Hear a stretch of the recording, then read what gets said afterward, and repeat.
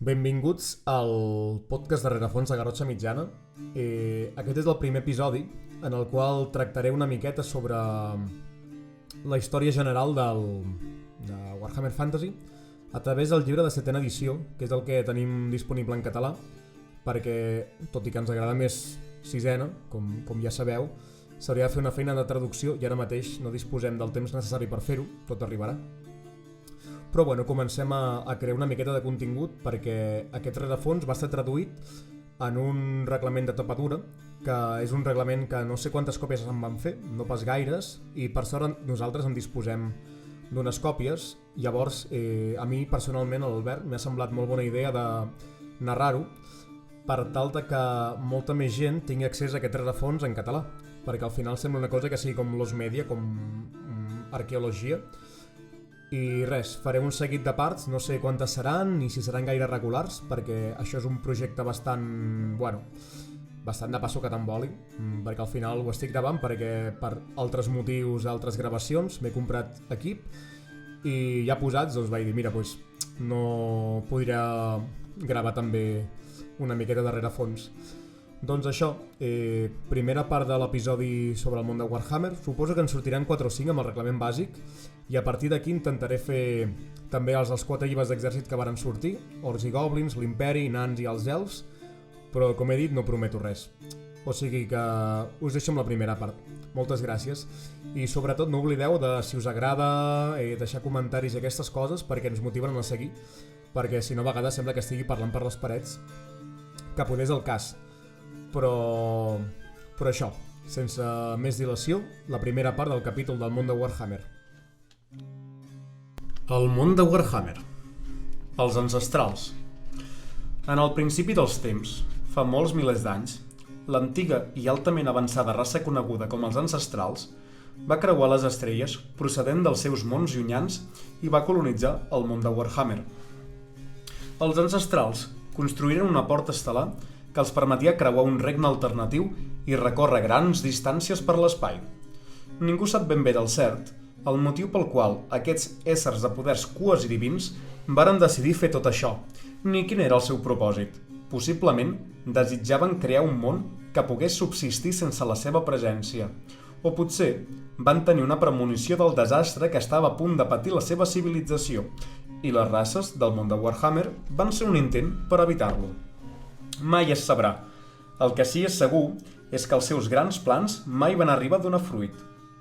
En primer lloc, els ancestrals utilitzaren els seus poders per moure el món i apropar-lo al sol, temperant així el clima per tal de fer-lo més adequat per a ells. Després, van donar forma als continents segons els seus desigs. En aquell moment, el món de Warhammer estava poblat per innumerables bèsties i criatures dotades d'una consciència molt minsa o inexistent. I a banda d'aquests animals hi havia els dracs. Els dracs, que eren intel·ligents i capaços de comunicar-se, varen fer tractes amb els ancestrals, gràcies als quals van aprendre alguns dels seus coneixements màgics. Tanmateix, molts éssers d'aquesta raça evitaren els ancestrals i s'amagaren als llocs més sinistres i remots del món, sota mars i muntanyes. Els dracs, que sempre havien viscut en un món fred, van veure's obligats a patir la calor del nou clima, i això els va dur a dormitar durant segles. Les primeres races. Els ancestrals van començar a introduir noves races al món.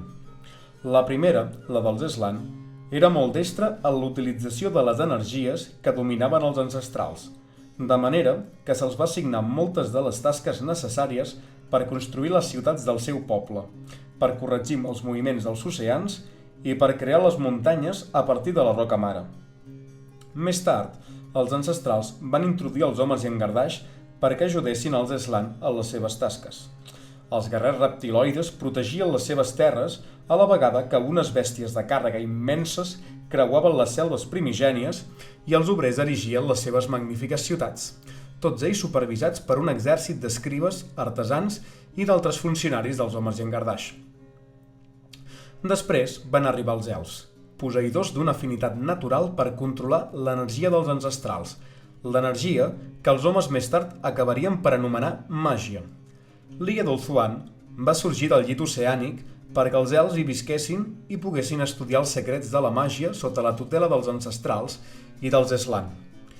A mesura que els elfs van anar aprenent a controlar les energies màgiques, a poc es van anar evidenciant que no eren tan resistents als efectes de la màgia com els ancestrals havien desitjat, i que, per tant, eren corruptibles.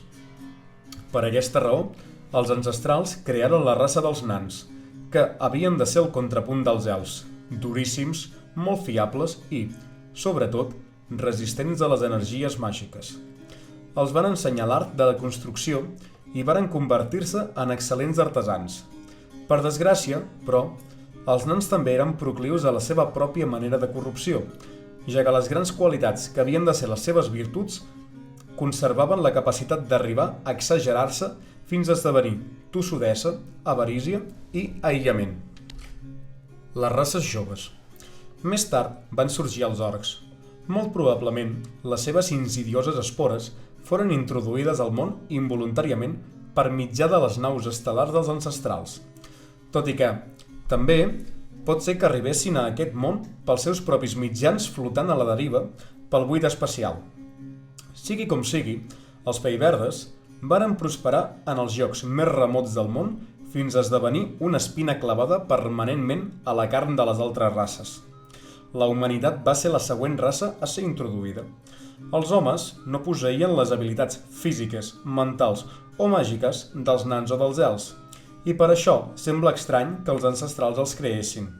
Possiblement, la raça dels homes no estava del tot acabada, ja que, quan es va produir la catàstrofe, encara eren una raça primitiva que vivia en coves sense gairebé un llenguatge ni una societat dignes d'esment. Finalment, just abans de la seva caiguda, els ancestrals varen crear els Halflings i els ogres, probablement com dos últims intents desesperats de crear una raça màgicament resistent. Els Halflings eren físicament i mentalment resistents a la màgia, però a càrrec de ser endogàmics, menuts i, per ser sincers, d'allò més vulgars. D'altra banda, el físic més gran i resistent dels ogres va veure's compromès per la seva poca intel·ligència, poca traça i caràcter bel·ligerant. L'auge dels nans. Mentre els elfs vivien relativament satisfets a l'illa d'Ulthuan, aprenent dels ancestrals, els nans varen viatjar al nord, recorrent tot el món per les serralades on havien nascut.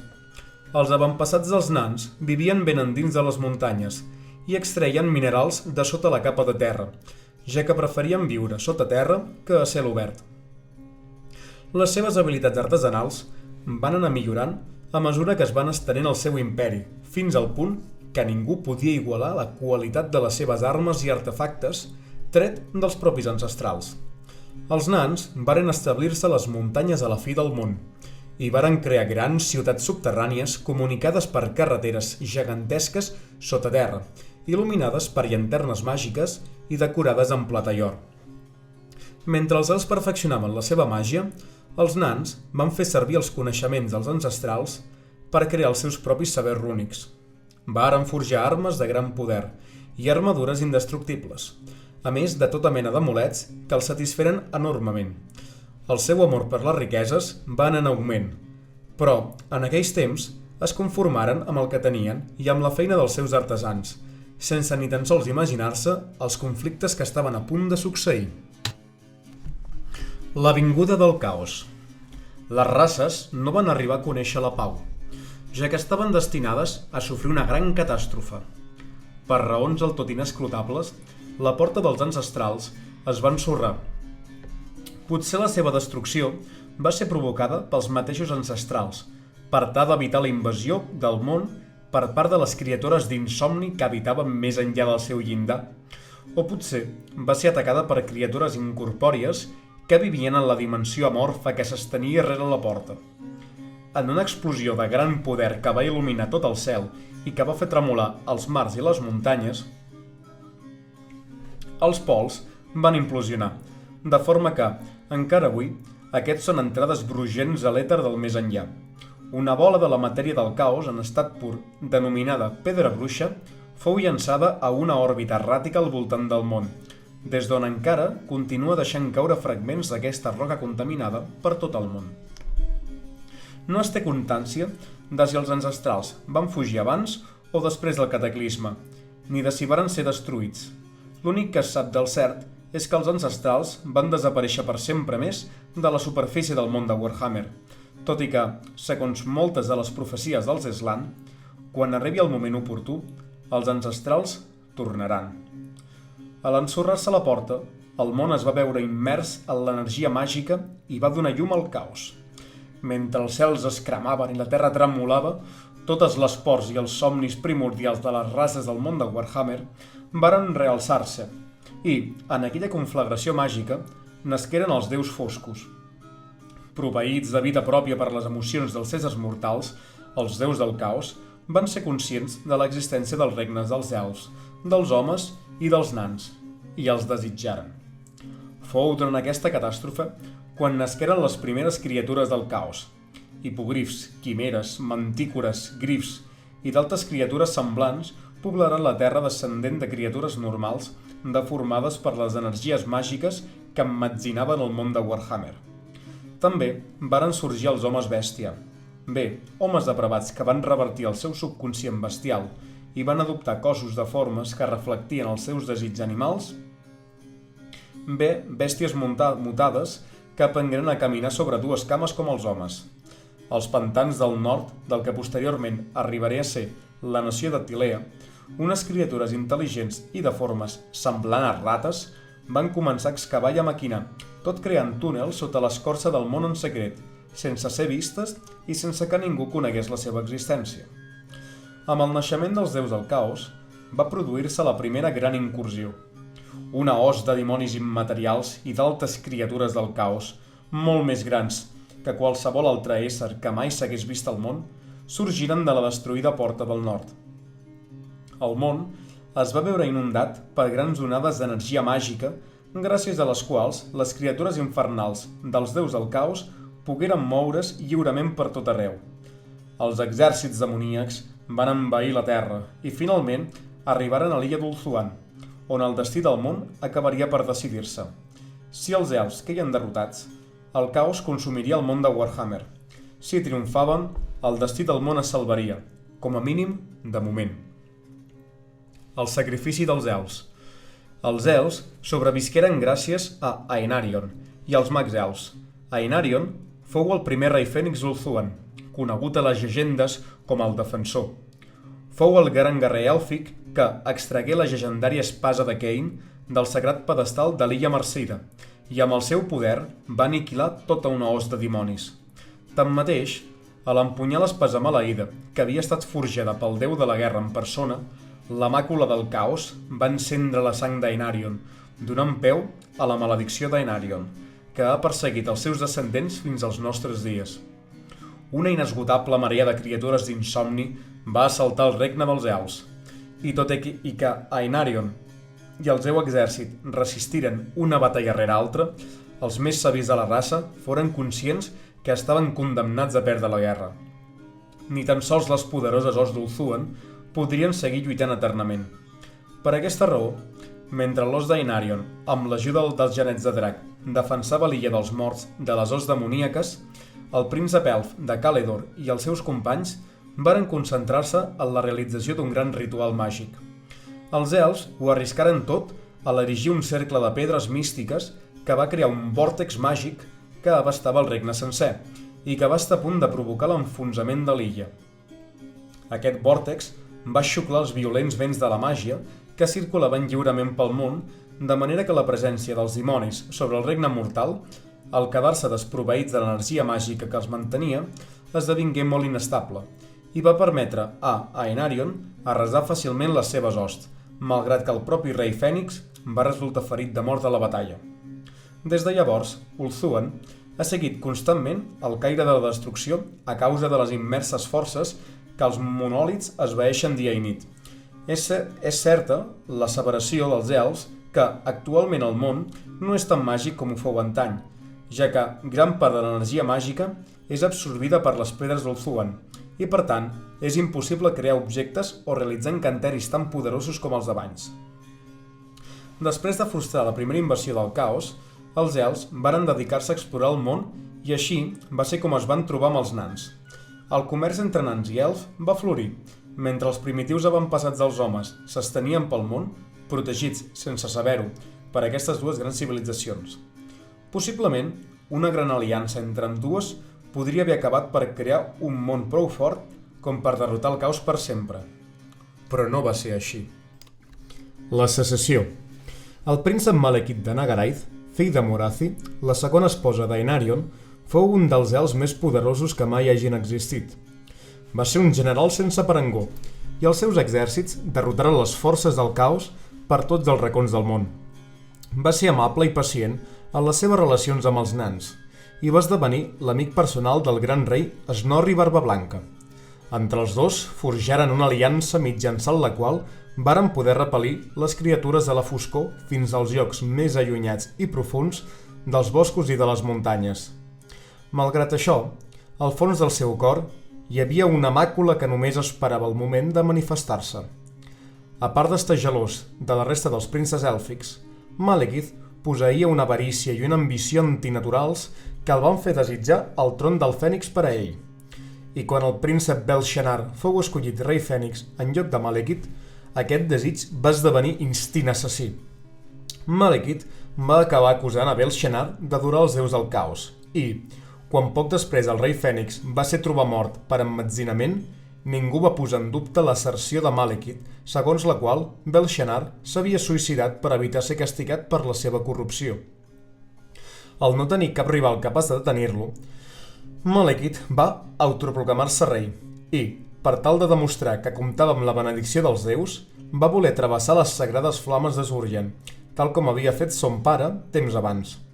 Tanmateix, les flames el rebutjaren i va quedar horriblement cremat i desfigurat. De fet, encara avui continua vivint amb l'indescriptible dolor de les ferides que va sofrir aquell dia.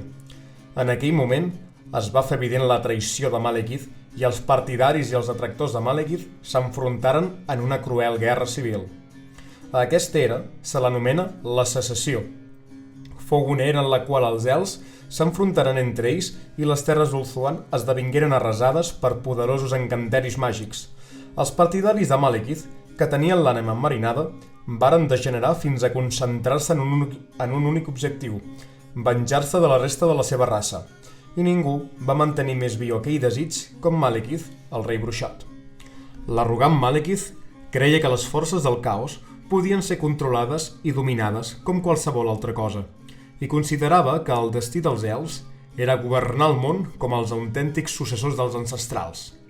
Malgrat que finalment va ser obligat a fugir per mar fins a la inhòspita terra de Nagoroth, Malekith i els seus elfs foscos havien destruït, sense adonar-se'n, tota esperança que aquest món pogués resistir l'embat del caos. Però no va ser només aquest fet el que va marcar el destí del món. Tot i que els nans i els elfs havien forjat una aliança, eren els dos poders dominants del món i, per tant, en última instància, eren rivals. I no només això, sinó que el seu caràcter i les seves cultures eren totalment antagòniques. Els actes traïdors que varen cometre els elfs foscos contra els nans, empesos per la rancúnia, varen ser els causants del declivi dels dos imperis més grans del món, des de la desaparició dels ancestrals. Uns genets elfs foscos emboscaren unes caravanes comercials dels nans, i aquests acusaren els elfs d'haver trencat la seva promesa d'amistat. Els alts elfs, plens d'arrogància, varen afaitar les barbes dels ambaixadors nans i els expulsaren de la cort. La tossudesa dels nans i la seva desconfiança natural envers els elfs va conduir-los a un enfrontament en què cap d'ambdues parts va poder desdir-se'n. La Guerra de la Barba, o Guerra de la Venjança, tal com l'anomenen els nans, va durar centenars d'anys i va devastar ambdues races. Aquesta guerra va ser la responsable que les dues races es retiressin dels afers del món i es tanquessin cadascuna en els seus propis dominis. Tot i que això va permetre als homes prosperar, també va permetre a les criatures salvatges, orcs i goblins, morts vivents, trolls i d'altres criatures del caos, prendre de nou el control. Durant segles, el món esdevingué un lloc extremadament perillós, molt més perillós que ara, durant el qual la humanitat es va veure assetjada per innumerables enemics, mentre els elfs i els nans s'acontentaven en fer-se càrrec de les seves pròpies desgràcies. Però no tot són males notícies pel món, doncs, quan uns imperis cauen en declivi, uns altres imperis entren en pujança. La invocació dels no morts. En aquests moments estava emergint una nova civilització, un regne que en el punt àlgid de la seva expansió arribaria més enllà de les terres ermes i del que acabaria per convertir-se en el vell món, i que, finalment, rivalitzaria amb els posteriors imperis de l'home. Les tribus del desert de les terres del sud començaren a construir enormes assentaments en el desert, potser tenint en ment les velles ciutats dels ancestrals que hi havia a les jungles del sud. Aquest regne rebia el nom de Nehekhara. Mentre els orcs i els homes bèstia es barallaven pel control dels boscos del nord, els homes del sud prosperaven i el seu nombre anava en augment. Al llarg dels segles, els regnes de Nehekhara sortiren de les abrasadores sorres i els seus governants mercadejaren i guerrejaren entre si, amb l'intenció d'obtenir el domini suprem. Uns 5.000 anys abans del període actual, hi hagué una ciutat que va acabar ocupant un lloc preeminent, Khemri, el regne del rei sacerdot Setra. En Setra era un general sense parangó, i la seva desmesurada vanitat l'impulsava a sufocar tota amenaça que es portés a terme contra el seu regne.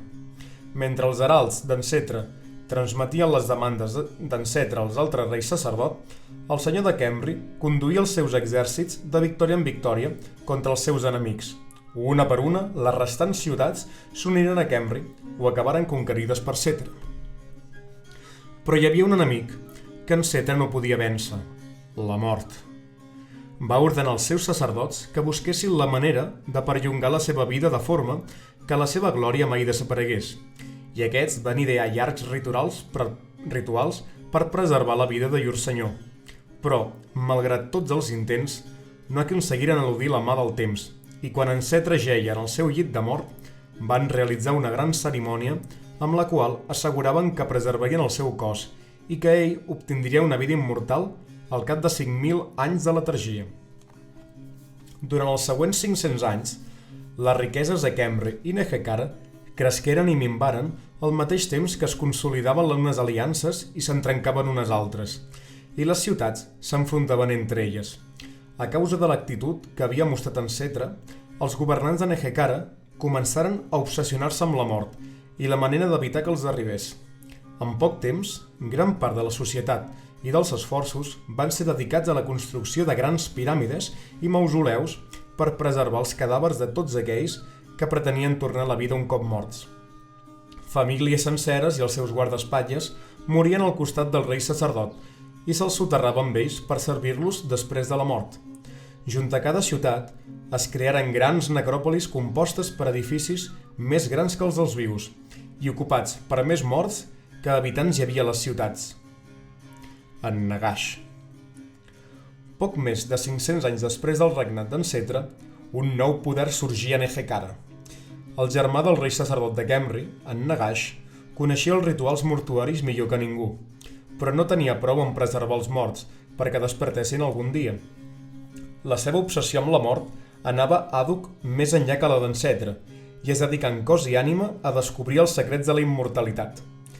Encara que era un gran estudiós, no va obtenir cap èxit fins que va rescatar un grup dels foscos que havia naufragat a les costes de Nehekhara, els integrants de la qual li ensenyaren els secrets de la màgia fosca, amb els quals ell creà el pervers art conegut com a nigromància. En Nagash destil·lava i bevia un elixir fet a partir de la sang dels seus esclaus, amb el qual anava eludint la mort. A l'aconseguir una longevitat antinatural, en Nagash va usurpar el tron del seu germà amb l'ajuda dels deixebles que havia anat reunint per a la seva causa per mitjà de la promesa d'oferir-los l'immortalitat. A continuació, el sacerdot renegat ordenà la construcció d'una gegantina piràmide negra per contenir els irregulars vents de la màgia i absorbir el seu poder. Com que en Nagash i els seus sequassos governaven les gens de Khemri com a déus assedegats de sang, els altres reis sacerdot acabaren per fer-se eco del seu poder i s'uniren contra en Nagash. Dirigits pel rei sacerdot Lamizar, els exèrcits del rei sacerdot atacaren Khemri i obligaren el gran nigromant a amagar-se a la piràmide negra que havia construït.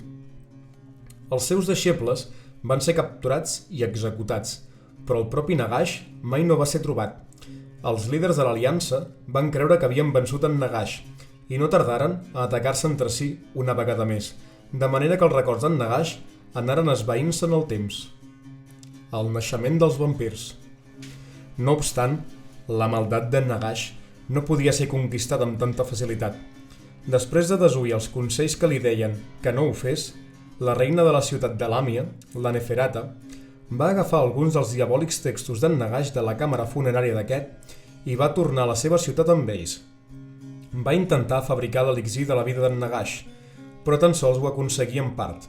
El problema fou que va passar a sentir un incontenible set per la sang dels éssers humans i només era capaç de sobreviure si la bevia. La seva cort també va resultar corrompuda per la maledicció del vampirisme i les històries dels ritus sagnants de Làmia cridaren l'atenció dels estats veïns de la mateixa manera que l'actitud d'en Nagash hauria cridat la del rei sacerdot. Mentre els governants vampirs de Làmia intentaven mantenir la seva maledicció en secret, l'ànima inquieta d'en Nagash vagava pel desert i dels armasos.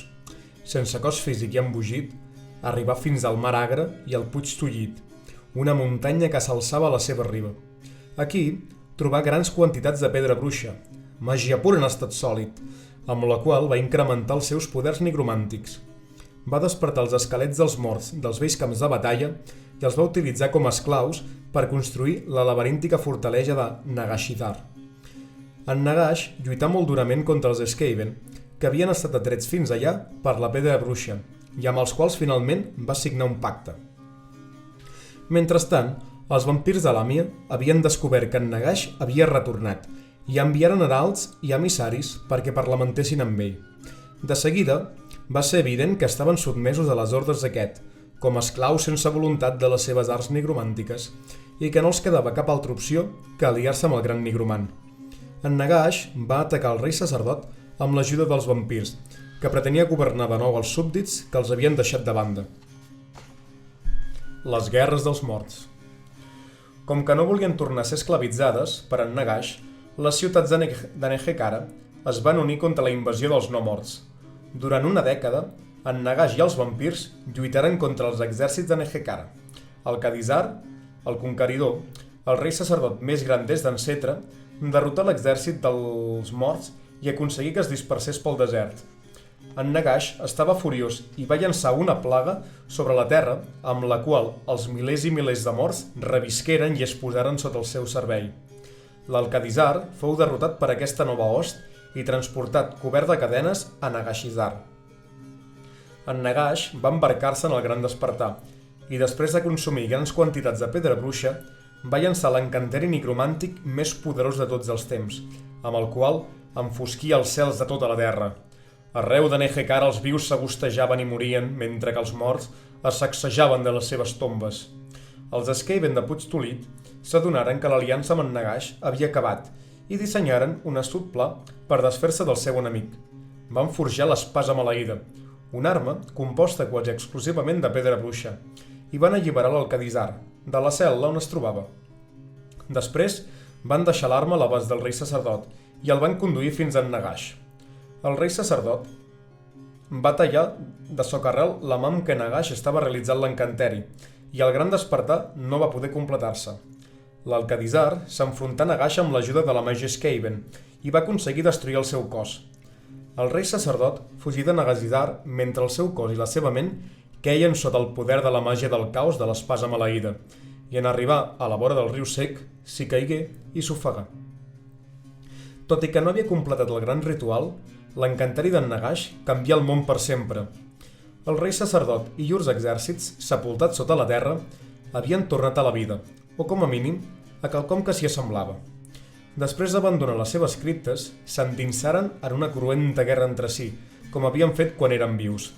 I així fou fins al despertar de Cetra l'Imperible, el més poderós i ancià dels seus. Com havia fet molts segles abans, en Cetra va reunir la resta de ciutats sota el seu comandament i va jurar venjar-se d'en Nagash per retornar-lo a la vida massa d'hora. En lloc de l'enlluernador cos immortal que li havien promès, en Cetra tenia un cos esquelètic que es mantenia unit gràcies a la màgia negra i que continuava cobert pel sudari mortuori.